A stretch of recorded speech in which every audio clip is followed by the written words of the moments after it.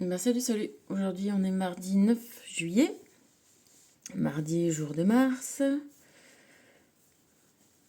Le rouge, la planète du dieu de la guerre. Donc, le mardi, voilà, on est le deuxième jour de la semaine. Comment on va dire? Parce que normalement, religieusement, la semaine, ça commence le dimanche. Donc là, on va dire que le mardi, c'est le troisième jour de la semaine, mais c'est le deuxième jour de travail. Donc c'est un peu le jour où, bon, lundi, ça y est, on revient, on s'y remet. Le mardi, on commence à être bien dedans. C'est le jour, on va dire, effectif. On est dans le dur, on est dans le taf, quoi. Quand on n'est plus un gamin et que... Et même, voilà, le mercredi, c'était le jour de repos. Donc du coup, justement, le mardi, c'est un peu... Voilà, c'est la guerre, comme on dit. Et aujourd'hui, on est sur un jour de la guerre, comme ça, un jour pleinement actif. On est sur l'ermite. L'ermite, c'est donc le 9, c'est donc la fin du premier cycle, d'un premier cycle, on va dire du cycle simple. Et qu'est-ce qu'on voit? On voit ce monsieur-là qui a vieilli, qui est debout, actif, mais d'une certaine sorte actif vers la gauche qui représente le passé pour nous.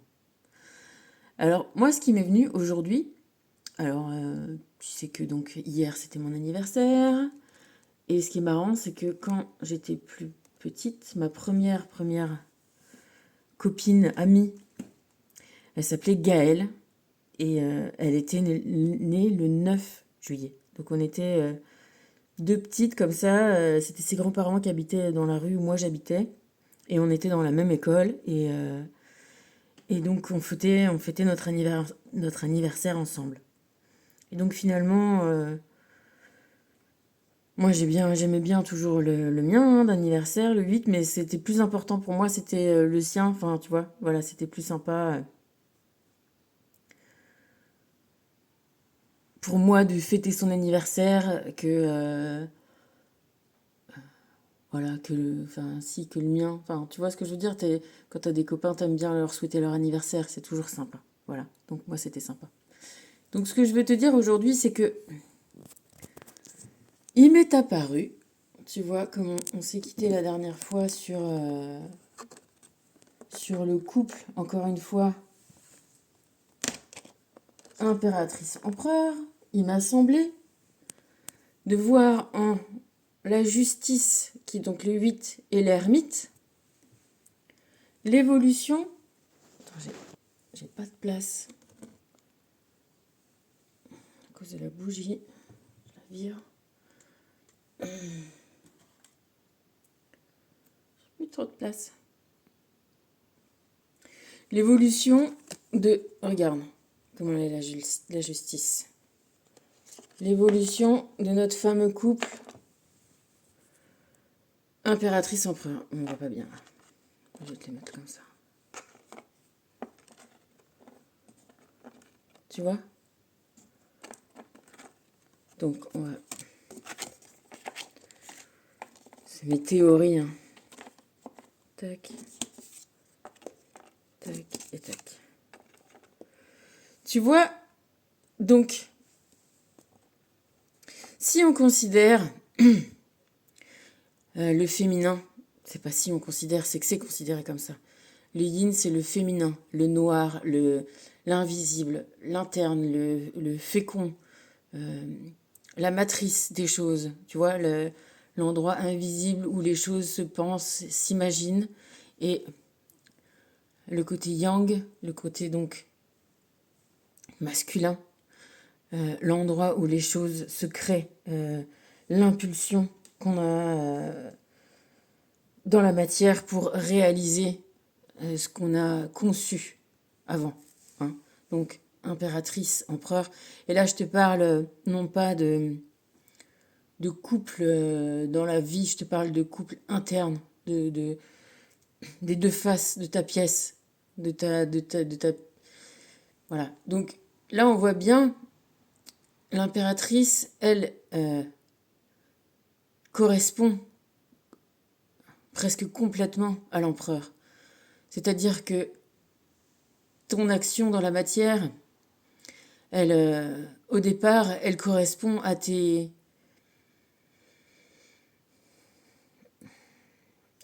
Je sais pas quel mot te dire, à tes idées, à ce que tu crois être bon, euh, ce que tu crois être juste, ce que tu... La façon... Alors j'ai écouté une vidéo ce matin sur les choix. Voilà. Sur la façon dont tu penses que tu vas réussir. Et ça... Tu, tu as cette idée-là et tu le fais correspondre dans la matière. Il y a des petites différences, évidemment. Donc, tu te rends compte qu'entre ton idée qui est assise, installée, et ta réalisation, il y a un mouvement qui est à faire. Ce qui est marrant, c'est que le mouvement des jambes de cet empereur, il ressemble fort, fort, fort au mouvement des jambes du pendu. Il y a quelque chose dans ça qui te dit que tout ça, tout cet ensemble de idées et d'actions viennent quelque part de ce que tu as, des concepts que tu as même pas non plus, même pas peut-être appris, mais vu, tu vois, expérimenté déjà autour de toi. Euh, Dans le sens où, ce que, tu vois, l'endroit dans lequel tu vis, ton milieu social, tout ton environnement qui te donne cette espèce de conditionnement que tu prends pas pour un conditionnement, mais qui en est un. Donc ça, c'est ta première confrontation au monde. Première confrontation au monde. La deuxième confrontation au monde, elle évolue comme ça. C'est-à-dire que tu pars de ça, de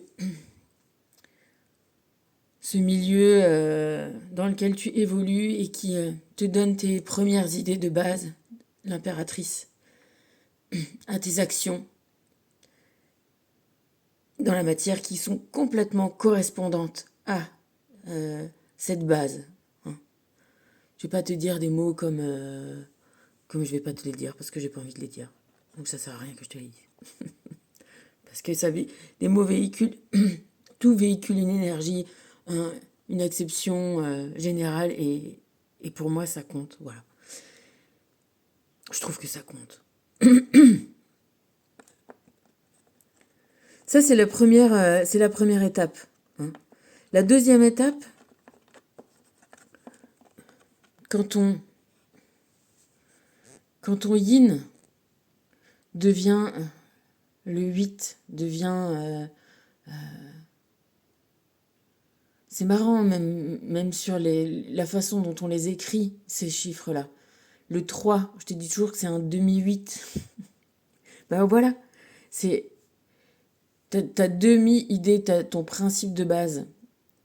C'est transformé en justice, en 8, il s'est complété parce que ton action, ton empereur dans la matière est devenu un ermite. C'est-à-dire que ton action, elle s'est confrontée à la réalisation. Tu t'es levé, t'as fait, tu t'es confronté à l'expérience, à la vie, t'as mis dans la matière ce que tu pensais être, je vais le dire, juste, ce que tu pensais être bon, c'est-à-dire dans un sens de réussite ou de façon comme ça d'améliorer les choses. Parce que espérons qu'on ait cette base-là, hein, toujours, c'est de progresser, d'évoluer, d'avoir une sorte de réussite, peut-être même pour faire plaisir au milieu dans lequel on vient, au départ, puisque c'est les codes que eux qui nous sont transmis, on va le dire en mode passif, Donc réussite selon ses codes passifs. Et là, on va te dire que la justice, elle est l'effet d'une sorte de feedback rétroactif, du 9 vers le 8, on va dire. C'est-à-dire que c'est l'action de l'empereur qui, en passant par le côté donc 5, de mettre ton esprit dans la matière, hein, de le matérialiser concrètement, de l'empereur, les 5 doigts de la main, hein, combiné aux 6 aux événements qui te sont arrivés nécessaires à ton karma, hein, le petit ange là qui jette ses flèches, parce que toi il y a aussi un programme un peu comme dans le jeu, hein, un programme de difficulté auquel se confronter. 7, ton action pour réagir entre ton besoin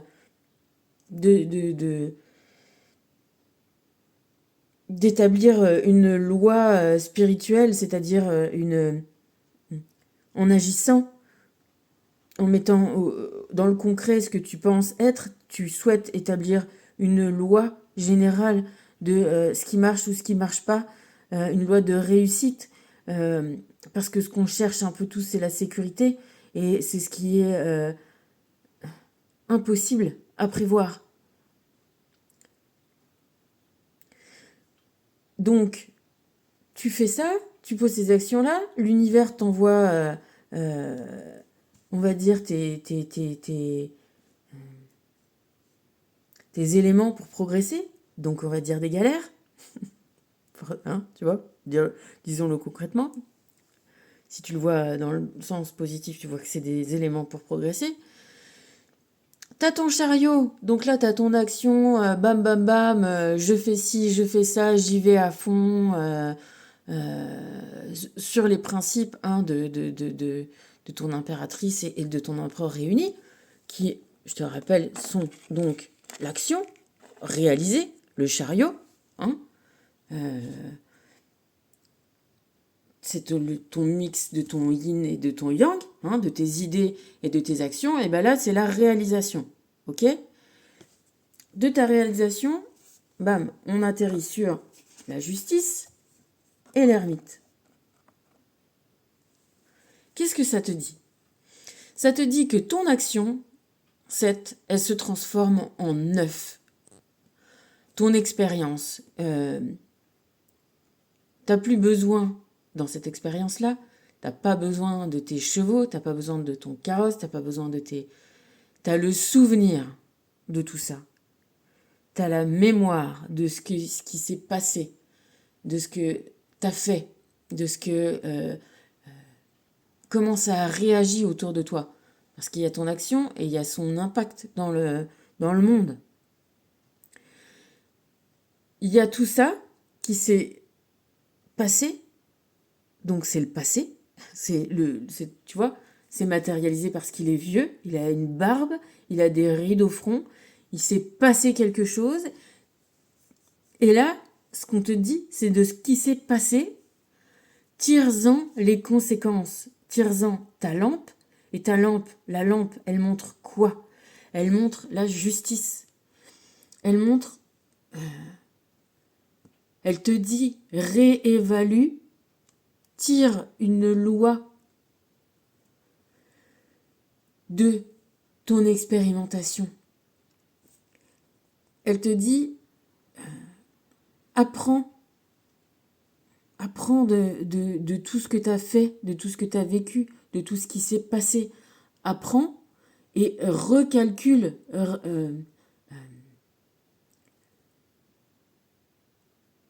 Tu vois, c'est marrant parce que tous ces petits symboles là sont hyper importants. C'est hyper important. Là, elle a une encolure un peu travaillée et une espèce de collier qui est pas vraiment un collier, on sait pas, elle a des... Tu vois, dessous elle c'est un peu vert, tu vois, Elle a sa manche qui devient son avant-bras qui est un peu vert. Il y a une petite feuille comme ça au départ de son sceptre. Tu vois? Il y a, je sais pas, c'est un petit anneau, une petite attache, un petit truc. Et là, tu vois comment elle est toute verte et comme lui, de son plastron rouge de Mars, avec un petit peu de vert dans son gilet et un peu de bleu, et ben, il est devenu, voilà, plastron tout vert, complètement vert, manteau bleu. Et oui, il lui reste du rouge dans sa capuche et dans, tu vois, dans son habit externe, presque sur sa tête, mais... Et elle a un collier, tu vois, elle a un torque. Ce collier-là, cette tresse-là, c'est le symbole de pouvoir des druides. C'est des artefacts que tu peux retrouver dans des tombes très très très anciennes, celtiques. Euh, Elle est double couronnée. Elle a, tu vois, entre sa couronne qui s'arrête en haut, bah t'as l'impression que sa couronne, elle va bien plus haut que le cadre. Euh, de ses ailes sont devenues, ces espèces d'ailes là qui sont le dossier de son fauteuil, de son siège, se sont transformées en tours. C'est devenu un peu... Voilà, c'est devenu du concret, c'est devenu du stable. Et l'épée, elle te dit que ce concret, ce stable, il est surtout dans ton esprit qui s'est élevé, qui s'est dressé, qui s'affine, tu vois. La petite pointe, elle dépasse juste. Là, ça lui fait comme un équivalent au petit...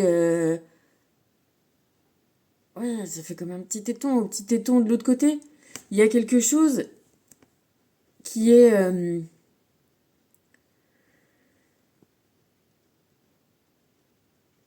que ton expérience dans la vie, elle rechange. Elle rechange... Voilà, elle te donne une autre assise. Elle doit rechanger ta façon de percevoir le monde. Et elle doit... voilà, t'éclairer et te donner le goût de cet équilibre. L'épée et la balance, c'est les attributs de tous les personnages psychopompes. C'est les attributs de la mort, on va dire. Et là, on te parle effectivement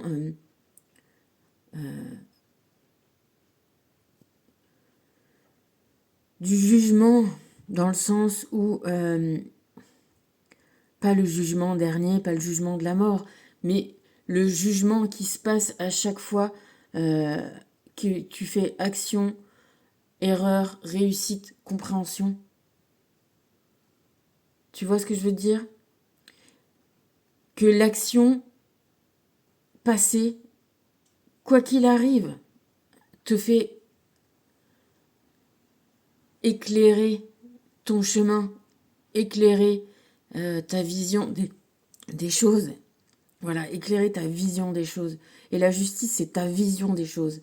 C'est ta vision de ce qui est juste pour toi, ta vision de ce qui va t'apporter de l'équilibre et une meilleure compréhension et une meilleure stabilité dans le monde et une façon de se réaliser. Tu vois, cette idée, elle est un peu... elle a les yeux tout verts, tout clairs. Elle a, je te dis, son siège, là, c'est un peu des ailes. Elle a... Voilà, elle vient, comme nous, on vient s'incarner avec un passé et puis un sacré séjour dans du bien, du bonheur, des choses... voilà, et on arrive dans une matière avec ces idées-là. Et ça se confronte à la réalité, à tout ce que je t'ai dit, 5, 6, 7, jusqu'à 9. Et le 7 t'amène au 9 et te fait changer ce 8. Et ce 8, c'est le symbole de l'infini, du karma. Et il est avant le 9. Tu vois, tu vas me dire, oui, c'est pas logique ce que tu dis, du coup, ça devrait être après. Ça devrait être 10, la justice. Non. Là, ça te montre que le 8, la justice, l'infini, c'est de l'ordre du yin, de l'invisible, de l'interne, euh, qui est peut-être, qui doit à la limite même être différent des codes qui te sont imposés. Tu vois, je sais pas, on va parler, t'es dans un pays qui pratique les sacrifices humains. T'es au Pérou, en je sais pas quel siècle, il y a longtemps, et tout le monde trouve ça normal de sacrifier des humains. Et ben toi, il y a un moment où, pourquoi on évolue, c'est que toi, tu commences à dire, mais non, moi, j'ai appris, je suis devenu vieux, j'ai compris des choses, et mon idée des choses, pour moi et pour les autres, ma justice à moi, c'est que c'est pas bien de sacrifier des humains, pour telle ou telle raison. C'est pas bien les jeux où les jeux romains où on met dans les arènes justement des chrétiens contre des lions. Je trouve pas que ça soit cool, des lions affamés. Hein. Alors que tout le monde s'amuse de regarder ça. Tu vois, par exemple. C'est un feedback de ton expérience, donc un retour. Voilà, l'ermite, il regarde toujours sa base de vision de l'univers. Et on est tous là pour transformer notre impératrice en justice. On a tous ce chemin-là à faire et la justice va être la vraie base de donc notre yin. Je vais te sortir tout le tarot. Notre yin va être le vrai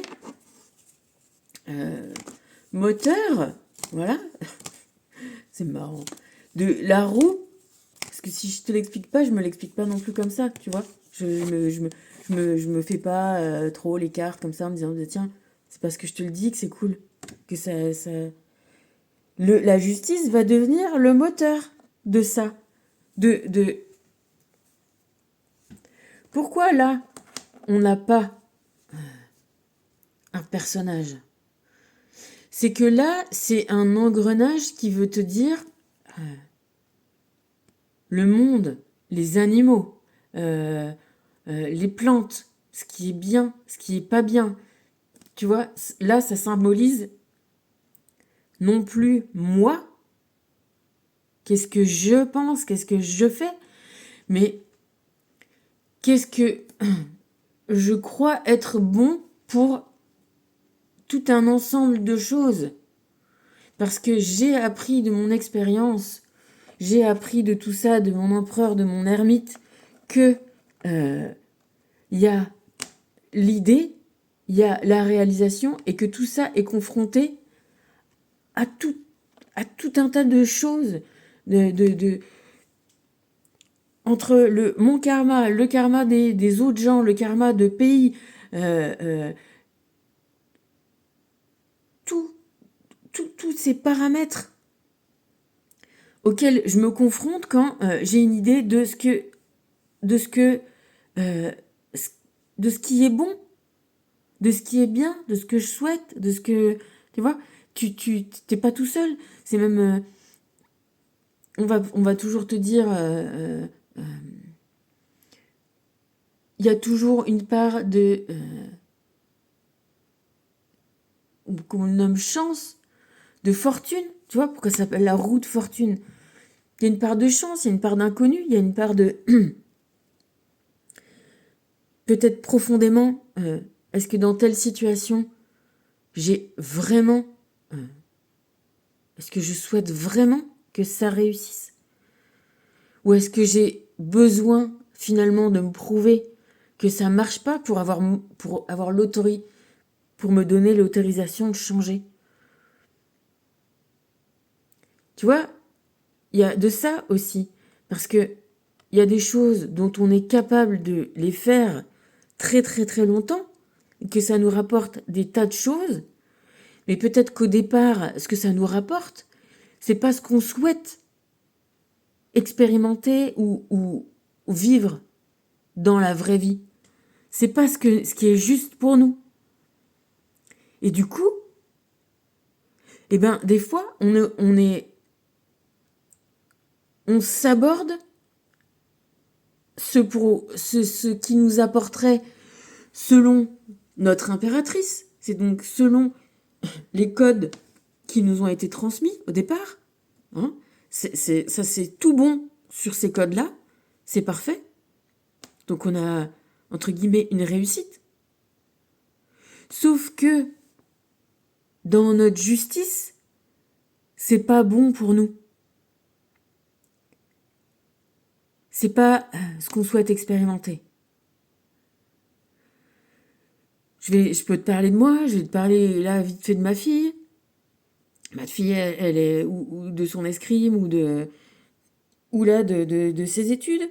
Elle est intelligente, elle avait décidé qu'elle serait chercheuse en génétique parce que ça lui semblait être un truc super, où elle gagnerait bien sa vie et c'était prestigieux, enfin tout ça, ça lui plaisait. Donc elle était partie sur ça, et arrivée là, au final elle a vu que ça la branchait plus tant que ça, qu'en tout cas elle avait pas, tu vois, elle s'imaginait plus faire ce truc-là, et ben voilà, peut-être que confrontée à sa mère qui dit écoute, t'as commencé un truc, vas-y, finis au moins, et puis même si tu fais pas ce métier-là, et ben essaye d'avoir ton diplôme ou de finir ton année ou de, tu vois, de valider le truc. Non, c'est tellement pas possible, ça lui plaît pas, ça va pas. Donc on s'aborde l'affaire et parce que ça ne correspond plus. Ça correspond pas à ce qui à la projection qu'on se fait de nous-mêmes dans la vie, de soi-même. Ça, on se projette plus comme ça parce que on a eu l'expérience de ce que ça fait. On a quand même expérimenté un petit peu. On a essayé, on a fait, on a confronté et voilà. Et le feedback nous dit non. Cherche un truc qui sera où tu seras bien, où tu seras équilibré, où ton esprit sera pointé vers le ciel et où ta vie dans la matière sera stable, équilibrée entre ton yin et ton yang et voilà et tes impératifs. Et du coup, te voilà avec un moteur de changement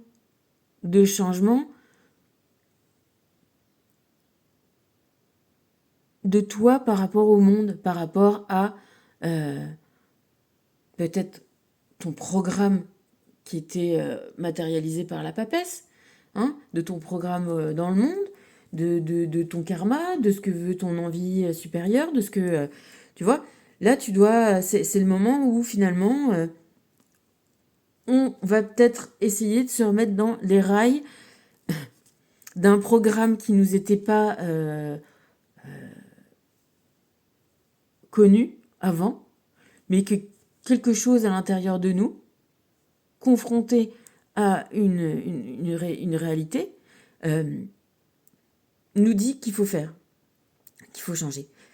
Ce matin, la conférence que j'écoutais, c'était une interview, là, je sais pas comment elle s'appelle, comment ça s'appelle ce truc, Louise, c'est vachement intéressant, je trouve. Elle interviewe des gens sympas.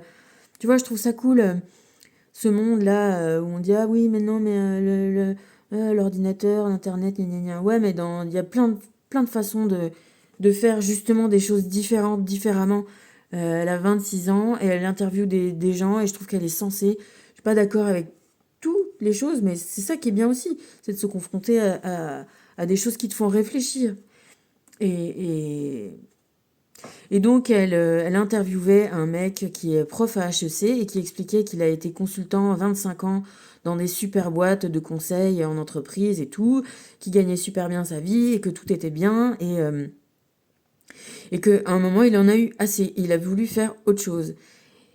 Et que s'il avait réfléchi avec les plus, les moins, il serait resté dans son taf parce que il gagnait bien sa vie, parce qu'il savait très bien faire, parce que il avait de bons résultats, parce qu'il était dans le bon truc. Et qu'au final, ça lui plaisait plus. C'est-à-dire qu'il y a un moment, on a le droit de changer de programme, même si on a une réussite selon les codes externes à toi-même. Alors, je pourrais rentrer exactement plus en détail ce que j'avais vachement envie de faire. Le type fait maintenant, il est prof pour expliquer la prise de décision stratégique des dirigeants d'entreprise. Et moi, un des premiers trucs, au-delà de la façon dont on a à prendre des décisions et etc., etc., ce qui m'est venu en tout premier, c'est comment ça se fait que il faut attendre des études supérieures de chez supérieur pour commencer à apprendre à nous, les gens, hein, donc des choses qui nous servent concrètement. Tu vois? Parce que je trouve que c'est vachement bien de faire un cours sur la prise de décision.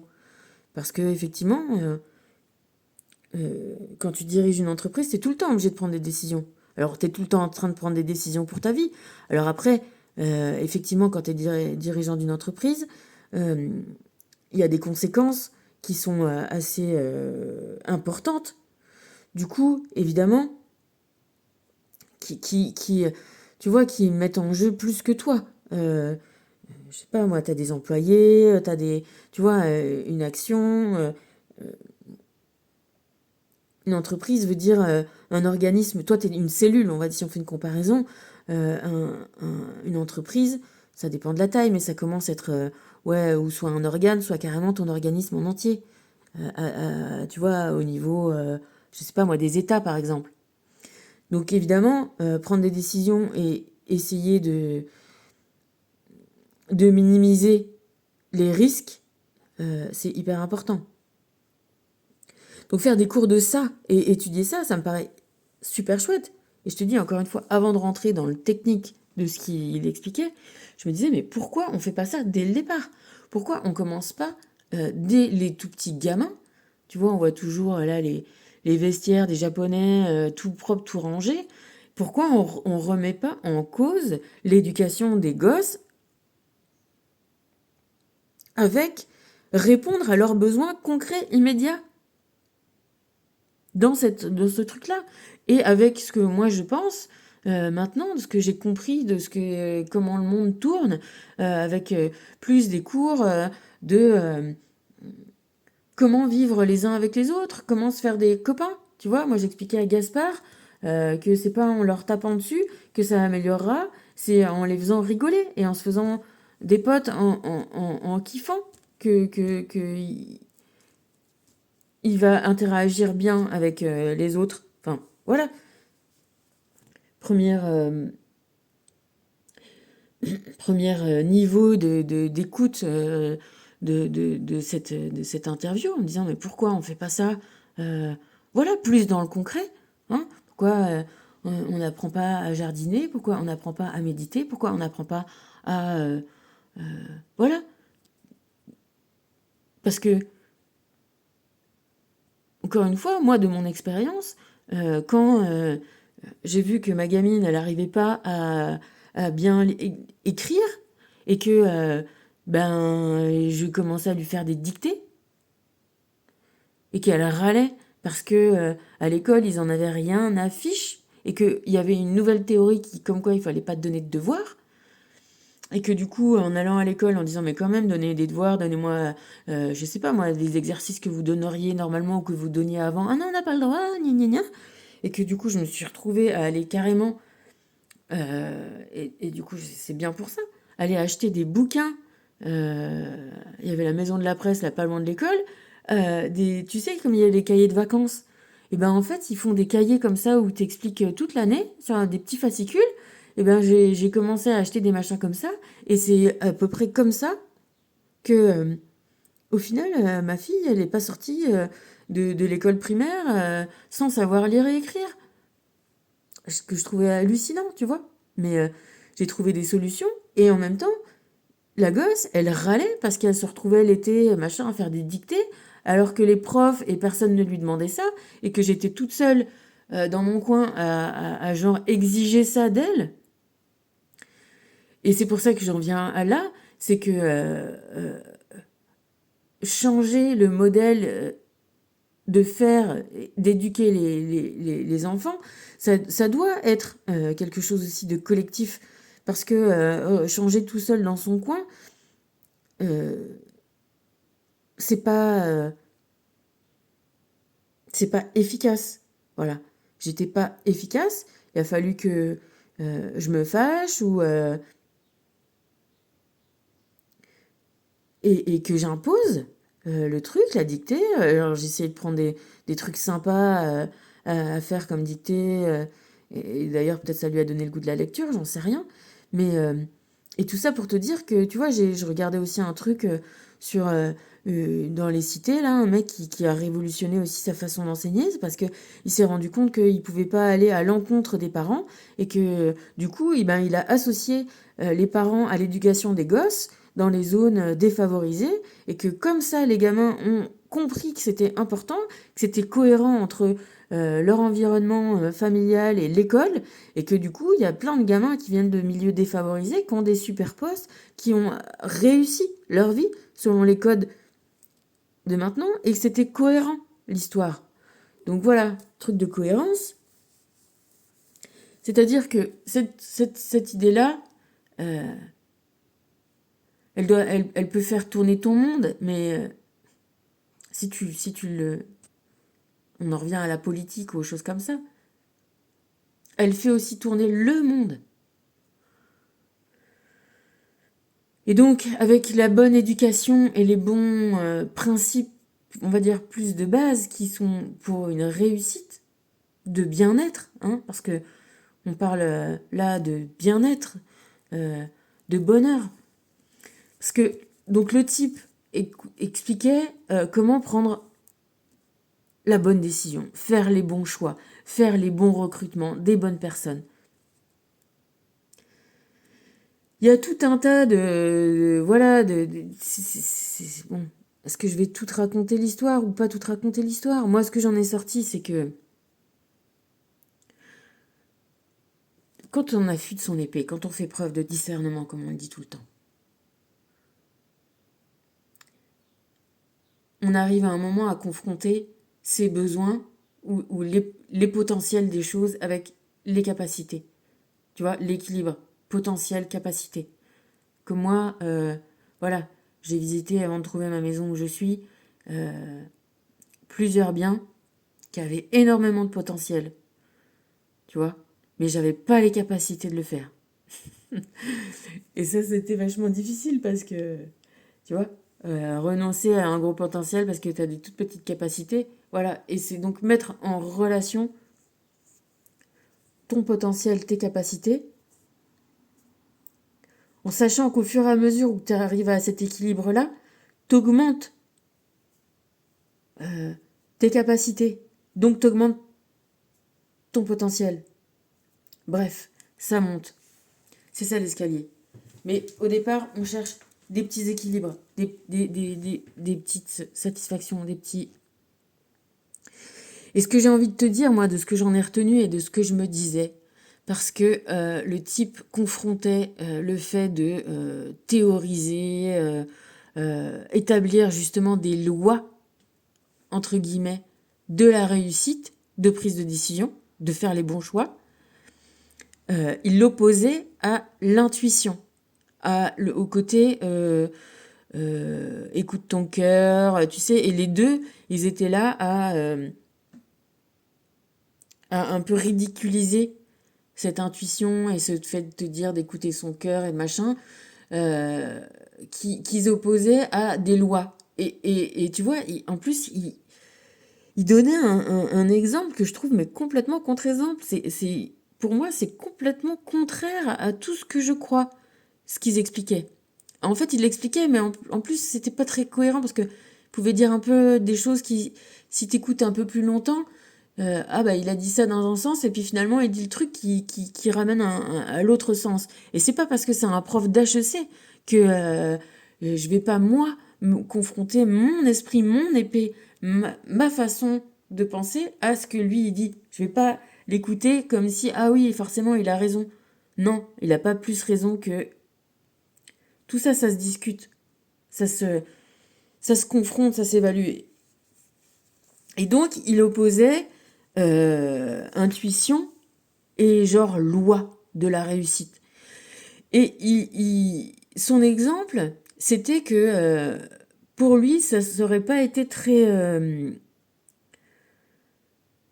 bien d'aller voir un médecin qui pourrait avoir cette attitude-là de te dire, ah, avec ce que vous avez, j'ai vu quelques patients, d'autres patients qui avaient à peu près les mêmes choses, j'ai fait tel traitement et on va essayer ça pour vous. Et il en rigolait. Mais j'avais envie de lui dire, mais mon gars, c'est comme ça que ça se passe. Parce que il n'y a pas plus de science en médecine que ce que tu crois toi, que ce que ton histoire de choix dans la vie. On est tous, et ça pour le coup, il avait raison, on est tous différents. Alors on a tous plus de similitudes que ce qu'on croit. Mais on est quand même tous différents et il y a pas de loi en médecine comme ailleurs. Enfin, je sais pas si tu as regardé Dr House comme moi où il y a des tonnes de symptômes et il le disait lui-même. C'est-à-dire que tu peux présenter un dossier à plein de patients différents, à plein de les dossiers d'un patient à plein de médecins différents, ils vont pas tous avoir le même diagnostic.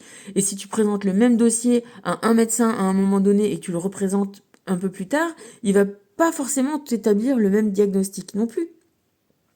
C'est parce qu'on n'est pas des robots que le monde n'est pas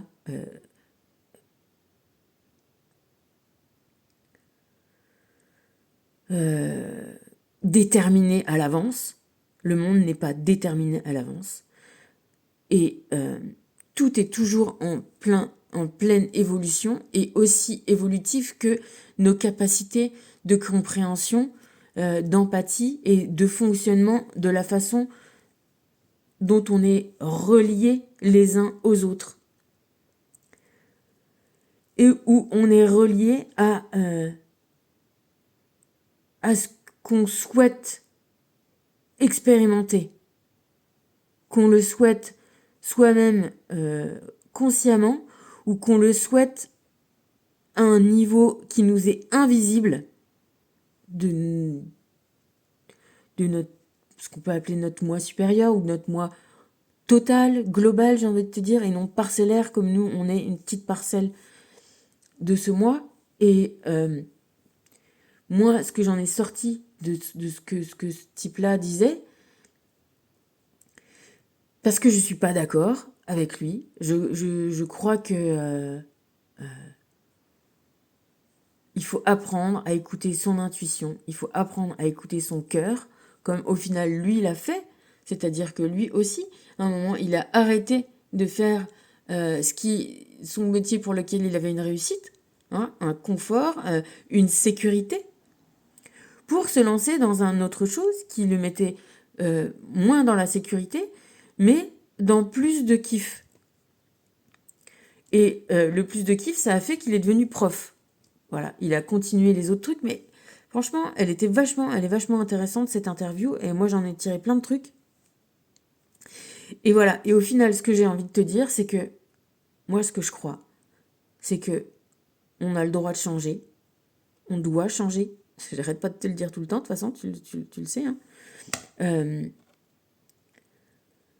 C'est bon pour nous, et c'est bon aussi d'apprendre à valider ses choix, à se conforter soi-même, de conforter sa confiance en soi, pour savoir que tu as le droit d'échouer, que tu vas avoir des capacités d'échouer, c'est-à-dire, ils ont parlé un moment de faire les choix, la meuf disait, un moment qu'elle devait soit partir faire des études à Berkeley, soit faire partir des études en Australie, et qu'elle n'arrivait pas à réussir à choisir, et qu'au final elle a choisi Berkeley, et que ça lui a pas plu, et elle a donc forcément peut-être regretté de ne pas être allée en Australie, mais elle a pris le choix de ce qu'elle aurait le moins regretté si ça lui plaisait pas. C'est-à-dire que si elle était partie en Australie et que ça lui avait pas plu l'Australie, elle aurait plus regretté de ne pas être partie à Berkeley, peut-être certainement pour le prestige, on va dire, de Berkeley, et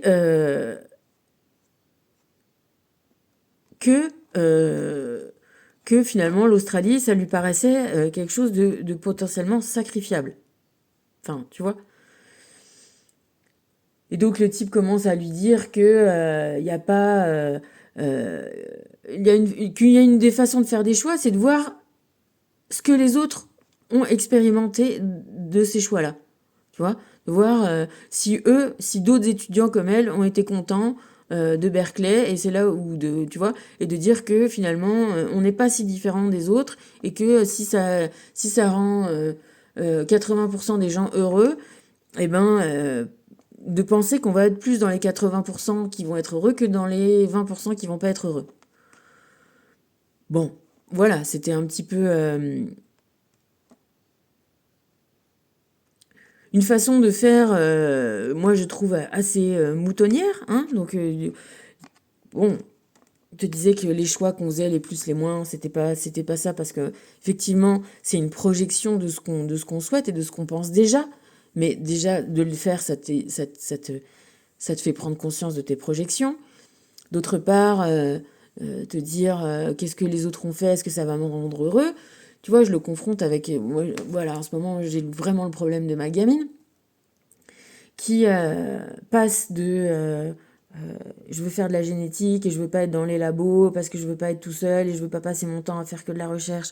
Bon, toutes les raisons qu'elle se donne pour que le fait qu'elle ait plus envie de le faire, et en me disant qu'elle veut faire kiné. En passant par je veux faire une école d'art et vendre de l'art, et finalement à faire kiné. Kiné, il se trouve que sa meilleure copine, quand elle était petite, ses deux parents étaient kinés. Et sa mère a fini par se trouver un mec qui a du pognon et a arrêté de bosser. Et a préféré finalement, parce que c'était difficile et voilà. Et le père, finalement, était devenu plus énergéticien que kiné, au final, et il s'est barré au Canada pour suivre son truc. Et que elle, donc ma fille, quand elle regarde des trucs sur ce que c'est d'être kiné, elle te dit tous les kinés ils sont heureux, tous les kinés ils sont contents, c'est la population qui est le plus heureuse dans la vie. Et pourtant moi quand j'ai regardé un petit peu des trucs sur les kinés, j'en vois quand même plein qui changent aussi de métier, tu vois. Et moi quand j'étais plus jeune, tout le monde m'a dit toi qui aimes bien la médecine et tu veux pas faire médecine, bah, tu vas faire kiné. Moi franchement kiné ça me disait rien du tout. Et ça me dit toujours rien. Et c'est peut-être ça aussi, un truc des biais. C'est que je dis, bon, bah, si elle veut faire ça, qu'elle le fasse. Mais moi, ça me... Voilà, ça me... Et après, je te dis, les exemples. La voisine d'en face, elle était kiné, elle nous emmenait tous les matins à l'école parce que ma mère se levait pas. Et donc, je pense qu'elle aimait bien son métier. Peut-être. Et elle a rencontré aussi un type qui a été... voilà, donc kinésithérapeute. Mais lui, alors, il est parti... dans les zones de guerre, et il a fait des prothèses aux gens et aux militaires qui sautaient sur les bombes. Tout ça pour te dire qu'il y a plein de façons de voir les mêmes choses. Il y a plein d'expériences différentes. Il y a plein d'ermites. Il y a plein de façons d'envisager son métier. Et qu'est-ce qui va être la différence de ça? C'est quand même au départ ton plaisir, ton envie. C'est si ça répond à quelque chose qui est dans ton cœur, si ça fait te faire réveiller des capacités en toi que tu as plaisir à réveiller, à vivre ces capacités-là au quotidien. Ça devient ta loi. Moi, quand j'ai arrêté mes études après mon bac parce que j'avais plus envie d'être l'impératrice. Je savais pas quelle était ma justice, mais je suis allée, voilà, j'ai fait l'empereur dans la vie, j'ai essayé des trucs. Et de mon expérience, je peux te dire que on m'a toujours dit que j'étais une bonne vendeuse. Je me sens pas bonne vendeuse. Je sais que quand j'étais gamine et que j'allais toquer aux portes pour vendre des cartes, des guides, là, des Jeannettes et des scouts, et que moi j'en vendais plein, j'avais pas de technique. C'est juste que j'étais moi, ma gueule, ma façon de parler aux gens, peut-être de sourire, ça donnait envie aux gens de m'acheter des cartes. J'avais pas de théorie, j'avais pas de marketing. On faisait tout ça. Et peut-être que moi j'avais la chance que ma gueule et que les gens ils avaient envie de m'en acheter à moi, c'est tout. Il y avait pas de, il y a pas d'autre truc. Et que du coup quand j'ai commencé à travailler et que je me suis retrouvée parce que ma copine elle faisait les marchés et qu'elle vendait des trucs égyptiens, je vendais, je lui filais un coup de main. Et du coup je parlais aux gens et je répondais. C'était ça lui donner un coup de main. C'était ah bah tiens moi je veux telle boîte là et tel truc et ça fait quoi. Et bah tu réponds aux gens. Et, et ça m'a plu de faire ça. Ça m'a plu de conseiller, d'être là et de discuter, d'avoir une interaction avec ces gens-là. Mais je sais qu'à l'intérieur de ça, j'en ai jamais rien eu à faire. De quels chiffres j'allais faire, de qu'est-ce que j'allais rapporter à qui. Tu vois, ce que j'aimais bien, c'était parler avec les gens. Et ce que j'aimais bien, c'était proposer de ce qu'il y avait dans l'étalage. C'était des trucs égyptiens, là. Moi, ça me déplaisait pas, les hiéroglyphes, les trucs. Il y avait des papyrus, certes. Il y avait des statuettes, c'était sympa. Et il y avait des espèces de maroquinerie, là, de boîtes et de trucs en cuir. Je trouvais ça pas beau. J'aimais pas ça. Mais si les gens, ils le voulaient, eh ben, je leur donnais, je leur vendais, je leur emballais, je leur faisais un joli papier cadeau. Et après, il y avait des choses que j'aimais bien. Il y avait des petites flacons de parfum, des petites fioles, là, qui étaient super jolies, plein de couleurs, dorées. Ça, j'aimais bien. Donc ça, voilà, je le présentais avec mon goût pour ça. Si j'en vendais plein ou pas, c'était pas moi qui faisais les chiffres, enfin si, on voyait ce qu'on vendait, mais c'était pas moi le patron, c'était pas moi. Et à chaque fois que j'ai fait ça, les gens, donc le patron m'a dit, bah vas-y, je t'engage toi, parce que ma copine après elle a arrêté. Du coup je l'ai fait, parce que j'aimais bien. Après on m'a proposé de vendre d'autres trucs, j'ai vendu des bagues, je l'ai fait parce que j'aimais bien. On m'a dit, ah je suis une bonne vendeuse. Je suis pas une bonne vendeuse. Écoute mon intuition. Parce que j'aime ce que je vends, ce que je présente, je le vends pas, je le présente. Je suis là, tu vois, on dit, du coup, je pensais au nom que ça, on dit conseillère de vente. Je suis pas une conseillère de vente, je suis une conseillère d'achat. Tu vois, on part pas, moi je parle pas que je veux vendre, je suis là pour répondre à des gens. Voilà, j'ai un type qui vient un jour devant mon stand. Pas de mon, tu vois, c'était un stand, ça correspondait pas, on va dire, comme le truc égyptien, à des standards que j'avais expérimenté. Je vois un type qui arrive là, euh, tu sais, je sens, il me dit qu'il veut faire un cadeau, machin. Et je sens que le type, lui, il est pas débile, il vient, il sait ce que le stand propose, il le voit, il veut faire un cadeau. Est-ce que moi, je vais estimer ce que lui, il veut? Non. Moi, je vois un type qui se présente et qui c'est important pour lui, il veut faire un beau cadeau. Eh ben, je lui présente, voilà, une des plus belles choses que j'ai. Après, il voit le prix, il voit le truc, il voit la chose. Est-ce que ça lui plaît, est-ce que ça lui plaît pas? Moi, je lui présente ce que j'ai de plus chouette. Parce que je pense que lui, il veut un truc chouette. Parce que moi, quand j'aime bien faire des cadeaux, tu vois, on parle des temps des anniversaires. Moi, j'aime faire des cadeaux. Quand je fais des cadeaux, j'adore faire plaisir aux gens en fonction de ce qu'ils aiment eux, pas de ce que j'aime moi. Mais quand une personne ne sait pas, eh ben voilà, la vendeuse elle est là pour montrer ce qu'il y a de mieux et pourquoi ça pourrait plaire potentiellement à une autre fille, tu vois. Et je lui présente ça et le type l'achète. Et du coup, mon patron de l'époque a trouvé que j'étais une bonne vendeuse. Mais moi, j'en ai rien à foutre de la caisse de mon patron au départ. Ce que j'en ai à faire, c'est la personne qui vient. et que ça réponde à un besoin et que ça lui plaise et que dans son envie, elle soit contente et que elle soit rassurée et tu vois, qu'il y ait une bonne énergie qui se dégage de l'objet qu'on ramène chez soi et que cette énergie, elle se diffuse longtemps. Je veux surtout pas faire les choses à l'envers et penser que au tiroir caisse, quitte à ce que l'énergie véhiculée dans les gens, elle soit pas la bonne. Après, j'ai bossé chez Max Mara et j'ai établi exactement le même principe. Et ça a encore étonné. Parce que...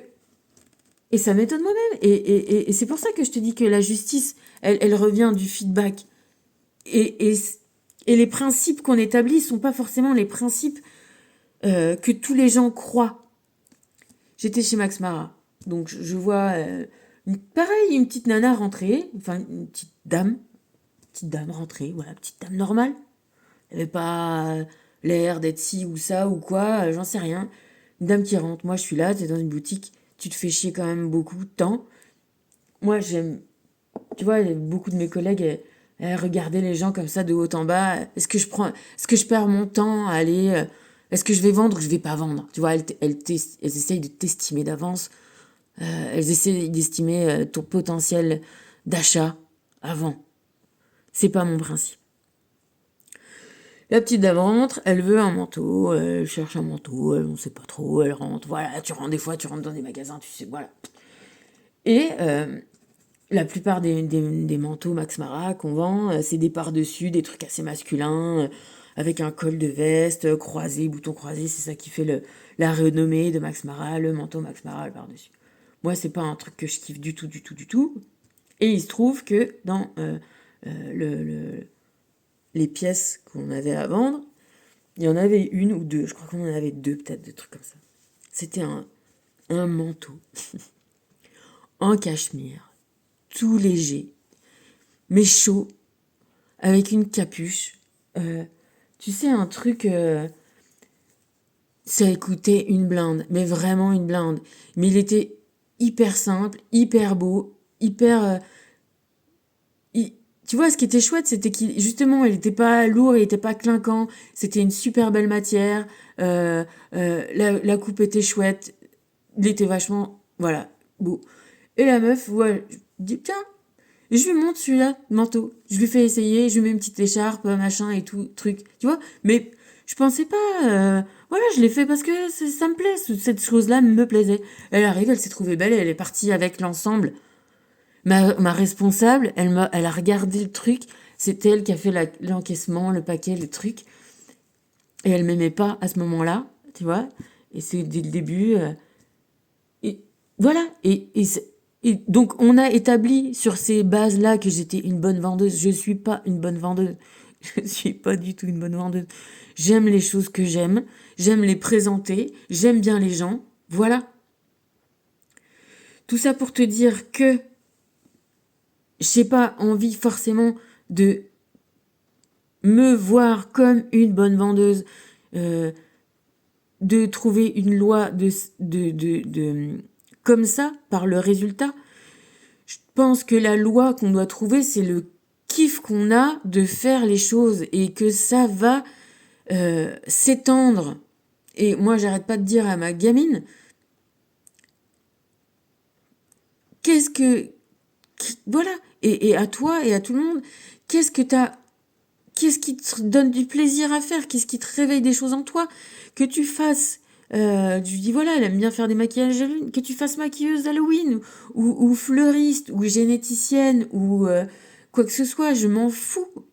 Mais fais les choses qui vont réveiller des trucs en toi. Fais-toi ta justice, ça va te donner de l'équilibre, ça va te donner de l'envie d'avancer, ça va te faire... Et on peut réussir dans n'importe quoi. Tu vois, et c'est pour ça que je te prends l'histoire des kinés. Avec un métier, il y en a un qui va avoir telle expérience, l'autre telle expérience, l'autre telle expérience. L'expérience, elle est ce que tu vas toi-même aller chercher selon ton programme de la papesse, selon ton programme de ton karma, selon... Tu vois? Et ce programme-là se fait avec une sorte d'expérience, une sorte d'action dans la matière. Si tu fais pas d'action, si tu te confrontes pas, eh ben tu sais pas. ce qui va plus ou moins te plaire au fur et à mesure et de trouver ce qui va vraiment te plaire. Alors à un moment, il faut essayer, il faut se mettre en insécurité, il faut faire tourner la roue. Bon, ça fait vachement longtemps que je te parle, donc on va te dire que une dernière petite analogie, comme je te disais, impératrice, empereur, ça nous donnait le chariot. À la lumière de ce que je viens de te dire. Ermite, justice, ça nous donne quoi? Ça nous donne 17. Ça nous donne l'étoile. Suivre ce qu'on appelle ta bonne étoile. C'est peut-être ton cœur, ta bonne étoile. Tu vois? 17, l'étoile. 17, 1 et 7, ça nous donne quoi? Tu vois? Tout est dans tout. On en revient au départ. On en revient au cœur. On en revient à qui on est, qui se découvre au fur et à mesure des choses qu'on vit. On découvre ça. On se découvre cet équilibre. On découvre qui on est. Qui on est dans le temps. Tu vois, ce 8 dressé. C'est un peu barbe à papa. Ou l'infini. Bon, c'est un 8 qui est pas... Il est pas égal, celui-là. Bon, il y a des 8 qui sont plus égaux, on va dire. Tiens. Regarde. Là, t'as un 8 égal. Voilà. L'infini. Et... Ah, putain. Qu'est-ce qu'on a comme Cohen aujourd'hui? Tadam! On a le Cohen 17. Dans le zen, chaque jour est un bon jour. Hors du zen, même les bons jours sont de mauvais jours. On en revient à ça. Qu'est-ce que tu fais? Comment? Voilà. Pourquoi j'aimais faire ça, d'être conseillère d'achat? Parce que quand je présentais à un petit couple qui allait se marier, ils venaient voir s'il n'y avait pas... Et qui sont partis avec une petite robe en soie toute simple, mais qu'aurait pu... Voilà. Tu aurais pu l'acheter pour faire une soirée, ainsi un truc. Et là, c'était ce qu'ils ont choisi pour leur mariage et que ils m'ont envoyé une petite carte en me disant merci, on se sentait beau pour notre mariage. Et tu vois, et que et c'était super et qu'ils m'ont fait un petit message dans ce sens-là. Mais moi, c'est ça qui me fait kiffer. Voilà, de trouver, de faire des trucs qui véhiculent des bonnes énergies. J'en ai rien à faire. Alors bien sûr, on est dans une vie matérielle, il faut de l'argent, il faut du concret. Mais ce que je te dis, c'est ça, c'est que quand j'ai commencé à pu aller à la fac et à être sur les marchés là du stand de McDi Fargali, de petits trucs égyptiens, à être chez Max Mara dans un super beau magasin, à vendre des super belles fringues, des super belles choses. Le principe, il était le même. Faire des trucs qu'on aime, véhiculer des choses qui sont chouettes, qui sont belles et qui font plaisir aux gens et que ce plaisir-là, il dure. On en revient au choix. Quand tu fais des choses comme ça, même si c'est difficile, c'est ce que je disais, tu vois, j'ai fait des commandes chez les Chinois. On dit, ouais, les Chinois. Les Chinois, c'est des gens comme tout le monde. Et mon interlocutrice, là, elle change de taf. Elle monte son business. Je lui dis, mais tant mieux. Elle me dit, ah, c'est une mauvaise nouvelle, on se verra plus. Je dis, mais si, on va continuer à interagir. Et je dis, c'est pas une mauvaise nouvelle, c'est une bonne nouvelle. Parce que si tu fais quelque chose avec... Si tu suis ton cœur, tu vas surmonter les difficultés, tu vas surmonter les doutes, tu vas...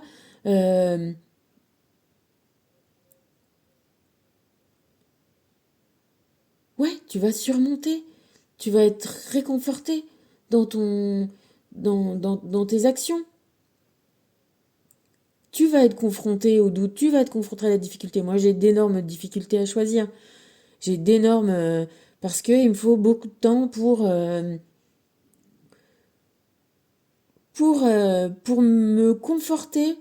Voilà. Et pour être sûr que mon choix, ça va être Le bon dans le sens où euh, je vais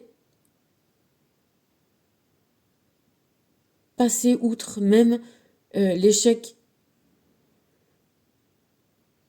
Quand j'ai finalement acheté la maison ici, qui correspondait plus à son potentiel, à mes capacités, et que je me suis dit, bon ben voilà, si jamais ça va pas, je l'ai intégré dans la possibilité que ça n'aille pas.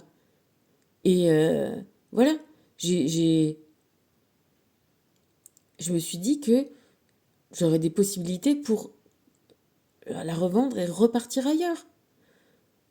C'est ça que je pense qu'on doit apprendre dans la vie, à faire selon son cœur, à, dans tout ça, bien sûr, faire preuve de discernement, d'intelligence, de faire attention à se regarder un petit peu de haut et à trouver l'essentiel dans ce que tu vis, dans ton expérience. Et l'essentiel dans ton expérience, il est de toi. Tu vois, on dit toujours cette expression-là, on apprend, on donne pas du poisson, on apprend aux gens à pêcher. Ben voilà, apprends à devenir voilà, un pêcheur content d'être pêcheur et de plus en plus intuitif dans ça. Parce que bien sûr, l'intuition joue, mais énormément, énormément. Le fait de ressentir les choses, les situations, euh, c'est.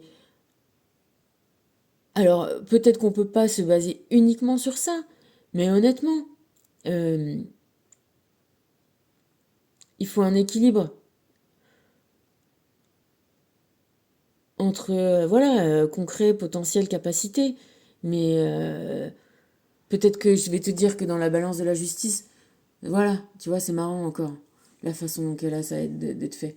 Moi, je te mettrais potentiel, capacité dans une balance et finalement intuition. Euh,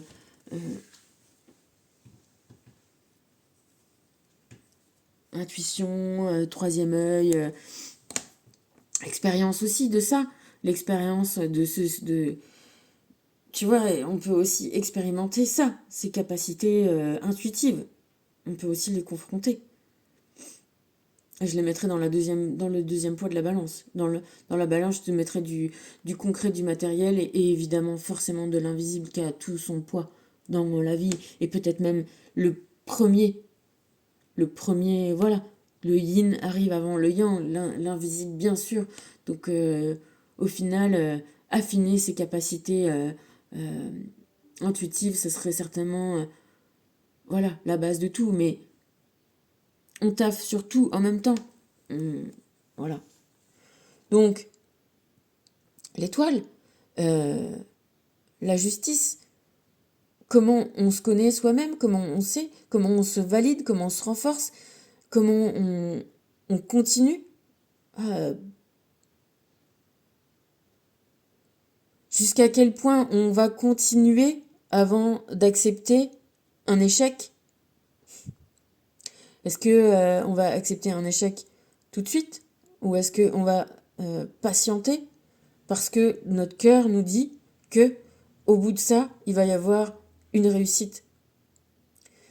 Peut-être que tout ça, ça se joue en temps de réalisation. Le temps de réalisation de ton échec, il va être très court si tu ne suis pas ton cœur. Il peut être très long aussi si tu suis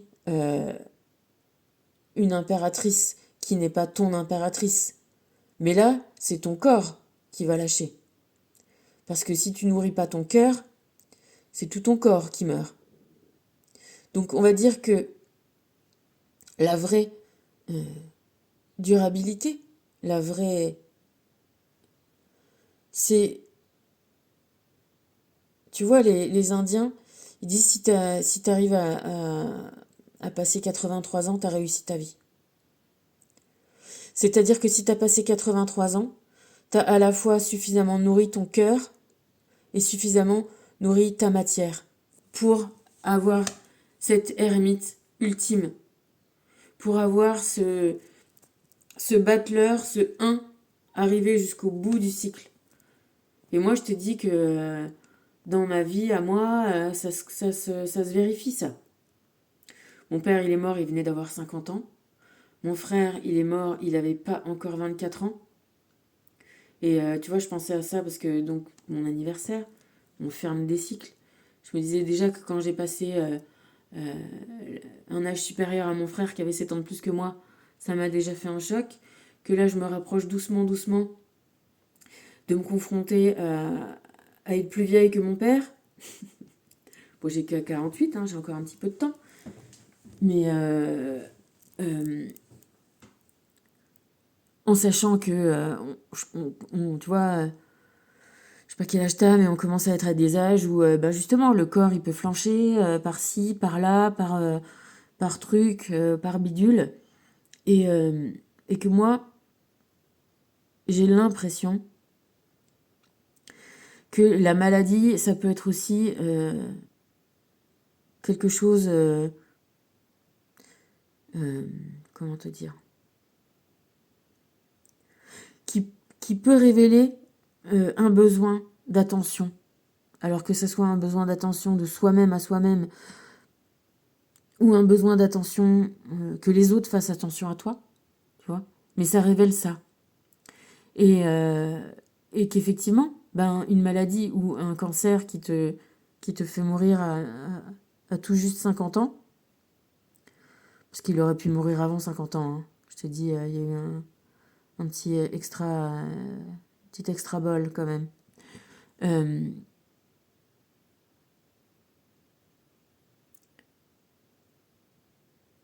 Soit tu fais trop pour ton impératrice et pas pour ta justice.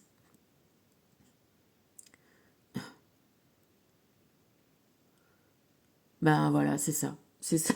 C'est un peu ça. C'est que tu laisses pas ton empereur devenir l'ermite. Ou alors tu t'évites tellement de faire tourner ta roue que voilà, que tu passes même pas à l'étape suivante, tu vois. Tu t'as pas, tu vois, t'as pas la deuxième partie de ta vie en fait. Tu restes à la première et stop, fin de l'expérience. T'as nourri, t'as nourri que ton impératrice, ta justice elle est restée, on va dire à un niveau basique de ce qu'on t'a appris et de ce que tu devrais et de ce qu'il faut. Et t'as pas eu la chance de passer à la roue de la fortune, la force, c'est-à-dire, voilà, la maîtrise de moi-même, la gestion de qu'est-ce que j'aime faire. Parce que la question, c'est qu'est-ce que j'aime faire. C'est pas quelle réussite j'ai, combien ça va me rapporter. Tu vois, là, je regardais encore tu vois, des vidéos, c'est marrant parce que tout l'univers, on dirait qu'ils sont tous mis ensemble pour me donner un peu ces exemples-là d'une nana qui était, je sais pas, moi, consultante en je sais pas quoi, qui voyageait de pays en pays, qui gagnait bien sa vie, et qu'à un moment, elle avait envie de manger, donc elle était africaine, elle avait envie de manger du gombo, elle était au Laos, elle a demandé à son mari qui revenait du Bénin de lui ramener des graines, qu'elle a fait pousser ça, et que ça lui a tellement fait du bien et plaisir de voir ça pousser qu'elle a tout lâché sa carrière internationale pour planter du gombo, du machin, du basilic sacré, des tomates, et d'aller les vendre au marché. Et qu'elle ne regrette pas. Et que maintenant, elle fait ça pour que pour sortir les femmes de leur exploitation et de les autonomiser et tout ça. C'est ça, la deuxième partie de... Tu vois, si tu arrives à aboutir à cette ermite, à cette justice-là, qui te donne le droit de passer dans la deuxième étape du jeu. La deuxième étape du jeu, c'est l'étape où tu fais ce que tu veux et tu fais selon ton cœur. Tu te rends compte que c'est ton cœur, ton moteur, cette roue, cette base, et que tu dois le nourrir. Sinon, tu vas vite te rapprocher de la fin du jeu. Il n'y a que ce cœur-là qui va te nourrir de tes choix Quand je suis là j'ai décidé, j'ai 2 portes. J'ai une porte dans ma cuisine. Elles ouvrent dans un sens différent l'une de l'autre, mais tu peux avoir... Si tu veux, au lieu que ce soit 2 portes qui ouvrent dans un sens différent l'un de l'autre, mais qu'elles aient le cadre dans le même sens, ce qui serait harmonieux, c'est la même porte, elle ouvre les deux finalement. Alors attends, dans quel sens elle ouvre? Bon, c'est compliqué les termes techniques, hein. Ouvrant droit, poussant droit. Bon, bref, j'en sais rien. En tout cas, c'est le même cadre, sauf qu'elles ont été, comme elles doivent. euh, Ah non, comment elles sont ces portes? Bref, en tout cas, il y a une porte qui a un cadre d'un côté, et donc dans la cuisine, et l'autre, elle a son cadre de l'autre côté. Donc visuellement, moi, tu vois, c'est pas harmonieux, ça me plaît pas. Ça me fait chier depuis le début, cette histoire de porte, ça me saoule. Comme dans mon potentiel, je vais pas tout péter les portes pour remettre 2 portes différentes ou qu'elles aient le cadre dans le même truc, j'ai décidé de les recouvrir, de faire une surface pour les uniformiser, que ça soit harmonieux pour moi, dans mon plaisir à moi, tu vois, dans mon détail, il y a des choses, voilà. Et au moment de resurfacer la deuxième, j'ai été confrontée à la difficulté que c'était une porte qui avait été en plus vitrée. Et que si je fais la porte pour qu'elle soit hyper harmonieuse et que je la recouvre, je la replaque, eh ben, c'est hyper plus harmonieux de pas refaire le vitrage. Donc le vitrage en lui-même, il est pas beau, il me plaît pas. Voilà, ça me plaisait pas. Mais en même temps, ça me faisait chier de plus avoir la lumière, parce que si ça avait été vitré, c'était pour que d'un côté j'ai la porte fenêtre qui apporte de la lumière, et de l'autre côté, dans la petite pièce sur laquelle donne cette porte, il y a une lumière, et de la transférer à la pièce, c'est sympa.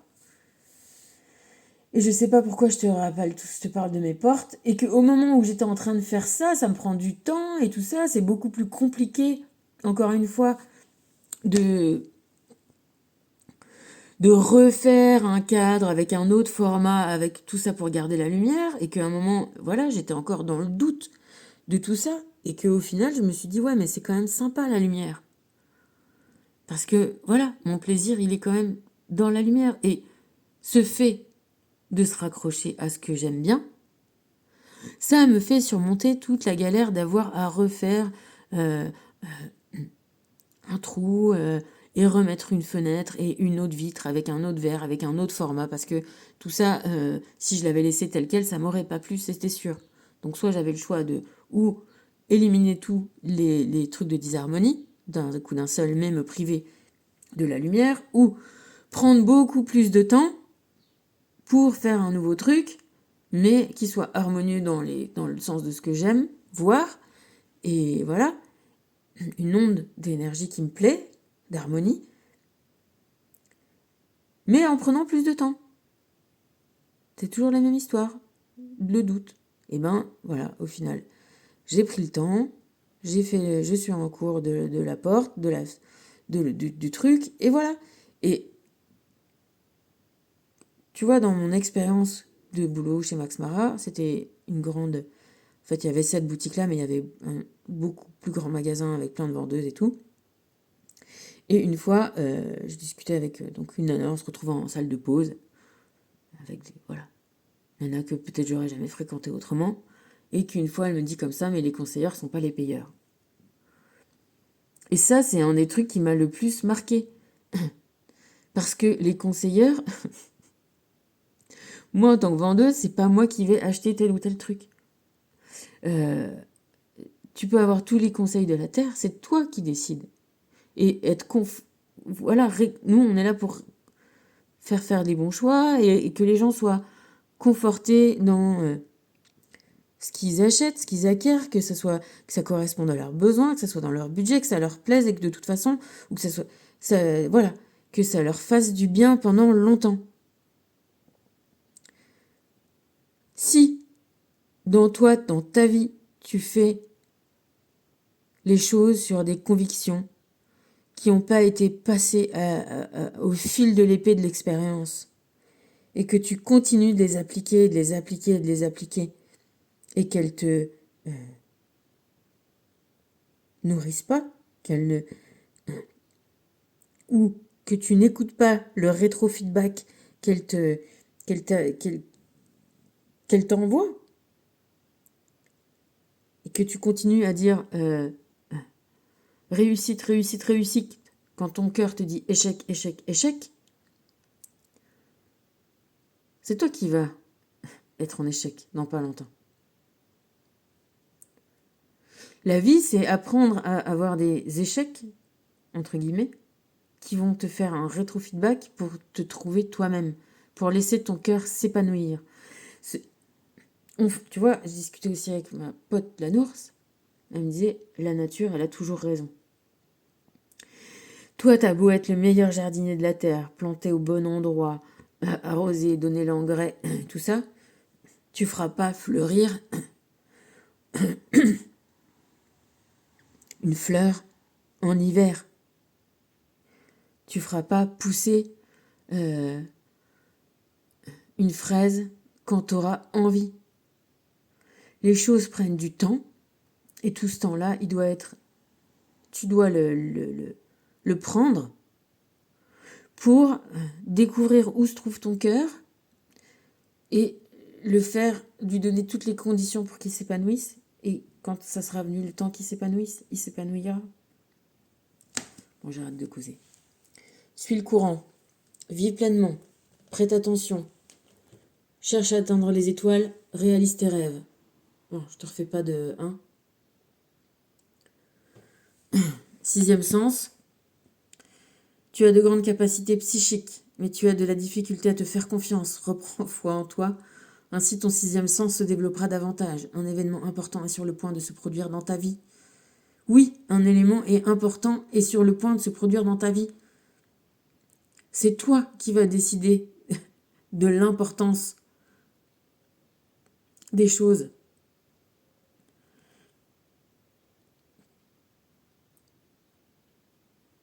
Pas parce que tu le veux, parce que tu vas le faire rayonner, tu vas saisir l'opportunité. Que la roue, que le monde qui tourne te donne tout le temps. La roue, le monde te donne tout plein de comment ils ont dit d'opportunités. Ah ouais, c'est moi qui te dis opportunité. Un événement important est sur le point de se produire dans ta vie.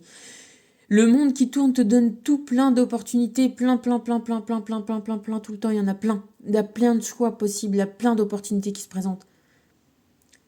Le top, c'est de savoir saisir l'opportunité qui fait rayonner ta justice.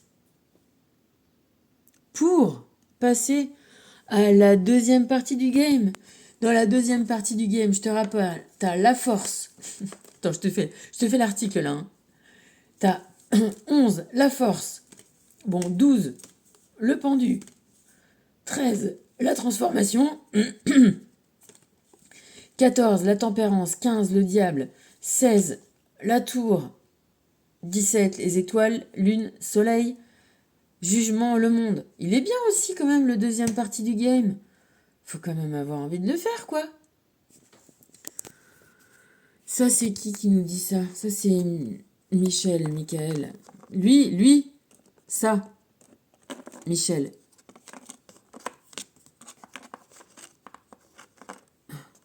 Ben là, il a pas. Donc là, il a son épée, son bouclier. Mais Michel, quand tu regardes, il a le... comment ça s'appelle ça? La balance. C'est ses attributs. Hein. C'est lui, il vainc le dragon. Alors il le tue pas, il le maîtrise, il le domine, il le remet à sa place, coucouche panier, à la niche. Voilà. Pour le rayonnement de son être. Voilà. Oui, ben dis donc. Acceptation de ton incarnation terrestre. Une recherche approfondie de tes vies antérieures est une excellente manière de connaître ton âme. Plus tu te plongeras dans l'étude de ton karma, plus tu pourras entreprendre un chemin à l'image de ta mission de vie. Chasse tes peurs et va de l'avant. Alors je me faisais la réflexion, pardon, que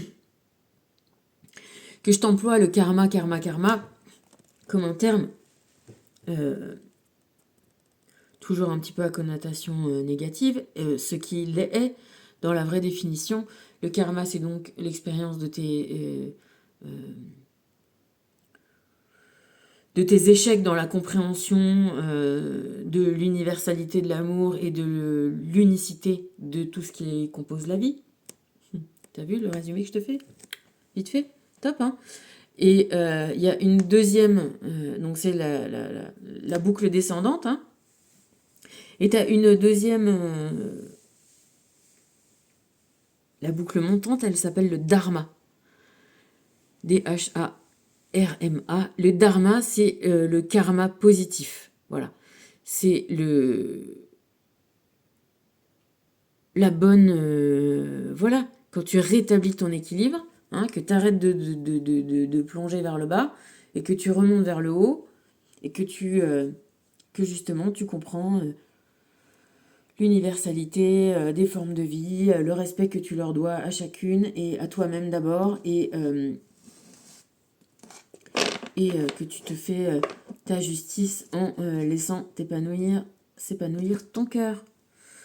Eh bien, t'y as droit aussi, bien sûr, et on est là pour ça, pour suivre le courant, vivre pleinement, prêter attention, chercher à atteindre les étoiles et le réaliser. On est là pour réaliser. Donc Michel te parle de Sirius. Tu as déjà vécu sur l'étoile Sirius. Ton inconfort à trouver ta place sur Terre s'explique en partie parce que ton âme revoit sans cesse les images de son incarnation là-bas. Ouvre ta conscience à la possibilité de ressentir de nouveau tes capacités psychiques. On est là, voilà, pour vivre d'une certaine façon sur Terre, dans les étoiles, en revenir à la simplicité de soi-même. Encore une fois, ce qui se conçoit bien s'énonce clairement et les mots pour le dire viennent aisément. Et bien c'est ça la vie. C'est quand tu conçois bien, on va dire bien ta vie, le bien. On va pas refaire toute l'histoire, mais toute la vidéo, c'est ça. Quand tu conçois un épanouissement de ton cœur,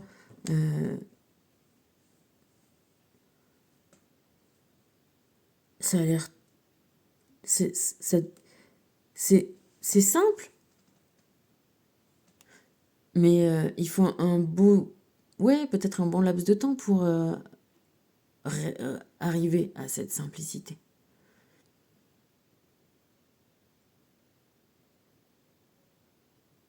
Parce qu'au final, c'est ça que... Tu vois, on va revenir à notre ermite.